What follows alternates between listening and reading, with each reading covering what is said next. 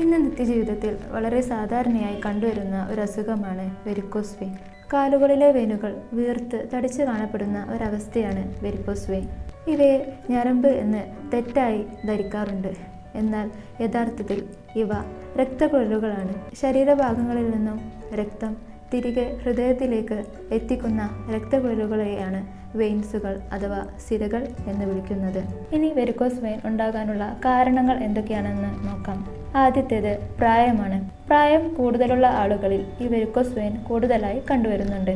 രണ്ടാമതായി പാരമ്പര്യമായിട്ടും varicose vein കൂടുതലായിട്ടും കണ്ടുവരുന്നുണ്ട്. മൂന്നാമതായി അമിതവണ്ണം ഉള്ള ആളുകളിൽ വെരിക്കോസ് വെയിൻ ഉണ്ടാകാനുള്ള സാധ്യത കൂടുതലാണ്.